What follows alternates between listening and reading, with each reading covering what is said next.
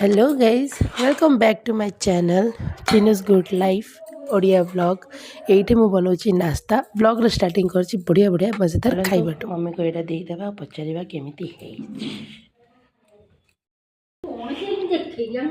बाबा कौन है बाबा आस ये बसी ननाश्री एटा धर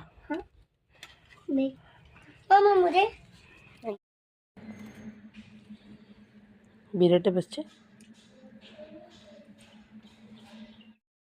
हाँ एक बाइट लो कैसा बना है बोलो बोलो अच्छा बना है कैसा बना है बाबू यम्मी लगा खराब मुआरे खिया चली आमर सिमई उपमा किन लगुच भल अच्छी भल ना और चाउमिन आनते करते तो सांग मैंने नास्ता हो गला नास्ता सब सर आपने जमी देखिए एमती कि रोसे भी सरीगला मुझे देखा भूलीगली तो से चुली रोसे अच्छे देखा आपन को चुली रोसे से भी सरीगला सी टे ठंडा है आम निपा पोछा तक करदेबू चिकन करदेबू मुझे कौन रोसे कर देखा देखो ये अच्छी आलू बैगण आंबुल पड़ी गंजाम स्टाइल पूरा बेसर ये फूलकोबी शिम्ब आलू भजा ये आमर बड़ी चूरा मोर फेवरेट आइटम मुझे ये पीसी दिए और भात आज पखाड़ खावा भारी इच्छा अच्छी पोड़ा पोड़ी करने कथा नुह कहीं आज शनिवार तो पोड़ा कथा नुह तो एमती सब मुझे को देखी खाला समय मुझे समस्त शेयर करी केमती खाऊँ आम केमती खाऊ सॉरी आपन को मिसबी लंच टाइम रे चलते बाय बाय आउरी आज कौन कौन हम आम साथ ब्लॉग रे रुहतु तेज आपको जना पड़ तो सांग मैंने ये पड़ी आम बाबा हाट कहीं आज शनिवार थिला शनिवार हाट पड़े आम गाँव में आउ बाबा जाइए फूलकोबी एरा सब आने कहीं मत फूलकोबी बहुत पसंद तो शीत दिन फूलकोबी खाइबन तो कौन खाइब तो फूलकोबी आनी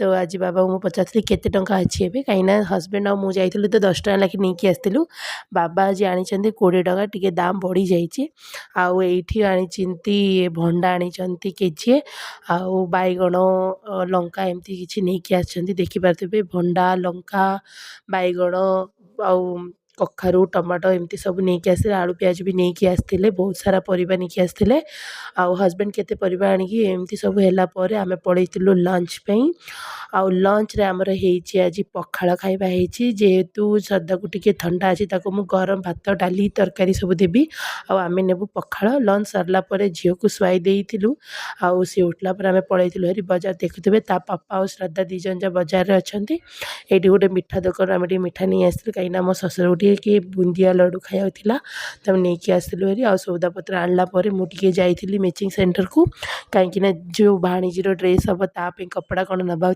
तो आम जाइलु हेरी टे कपड़ा पत्र नहीं आम पलि आसलु ये गोटे छेली थी बहुत ही क्यूट थी बहुत ही मजा लगता देखा घर आसला आम लंच रे लगी गलु हेरी सॉरी डिनर रे लगी गलु बजार कौन कौन आनी पचे देखी घर किसी सौदा थे कौन आनी पचे देखी एवं मुझे रोसे कर बहुत लेट होगा तो चलते कौन कर देखी तो सांग मैंने ये मुझे फूलकोबी आलू कषा जेहेतु आज बढ़िया फ्रेश फूलकोबी आसाला तो मुझे कहली कि आज फूलकोबी आलू कषा करदे कषा कषी टाइप करे आर रेसिपीटा पूरा मोर हिंदी चैनल पे अच्छी जिनकी माँ की रसोई से जाकि चेकआउट करते जदि नुआ बीट जा चैनल सब्सक्राइब करूँ 20 टंका अच्छी फूलकोबी गोटे पीस बड़ पीस को 20 टंका आपणकर से केते टंका मिलूँ मतलब कमेंट माध्यम कहे तो ये भी बस फूलकोबी कषा आउ रुटी करी पचर सब होगा प्याज प्याज सब हो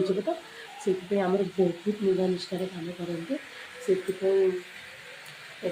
कषा कषि सब सरला रुटी पूरा डिनर सेट कर बाय।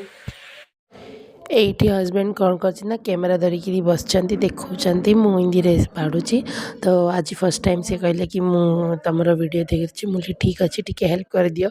ତ ଏମିତି ହେଇକିରି ମୁଁ ବଢ଼ାବଢ଼ି କରିଦେଉଛି। ଶ୍ରଦ୍ଧାକୁ ମୁଁ ଷ୍ଟାର୍ଟିଂରେ କହିଦେଇଥିଲି କାହିଁକିନା ତାକୁ ଔଷଧ ଖାଇବାର ଥିଲା, ଜ୍ୱର ହେଇଯାଇଛି। ତ ଆମ ପାଇଁ ଆମେ 4 ଜଣ ପାଇଁ ମୁଁ ବାଣ୍ଟି ଦେଉଛି ସମସ୍ତଙ୍କୁ। ତ ଯେତିକି ଥିଲା ମୁଁ ବଢ଼ାବଢ଼ି କରିକିରି ସବୁ ସରେଇ ଦେଇଥିଲି। ଆଉ ଏଇଠି ମମ୍ମି କରିଥିଲେ କଦଳୀ ଚକଟା, ମୋତେ ବହୁତ ପସନ୍ଦ। ଆଉ ମମ୍ମି ଆଉ ତାଙ୍କ ପୁଅ ୟାନି କି ମୋ ହଜବେଣ୍ଡ ସମସ୍ତେ ଆମେ ମିଶିକି ଖାଇଲୁ। ଏଇଠି ମୁଁ ଆପଣଙ୍କୁ ଦେଖାଉଛି ମୁଁ କ'ଣ କିଣିଛି ବେଲିକା। ଏଇଠି ମୁଁ ନେଇଯାଇଛି ପଶାପାଲି ଡିଜାଇନର କପଡ଼ା, ଯାହା ଆଗରୁ ଆଣିଥିଲି ଭାଣିଜୀଙ୍କ ପାଇଁ ଡ୍ରେସ୍ କରିବାକୁ, ବଟ୍ 2 ମିଟର କମ୍ ପଡ଼ିଲା, ସେଇଥିପାଇଁ ମୁଁ ଆଉଥରେ ଟିକେ ଆଣିଲି। ଆଉ ଏଇଥିରେ ମୁଁ ଆଣିଛି ଟିକେ ଆର ବଡ଼ି ପାଇଁ ଆଣିଛି ମୁଁ, ଆଉ ବ୍ଲାଉଜ୍ କରିବା ପାଇଁ ଆଣିଛି।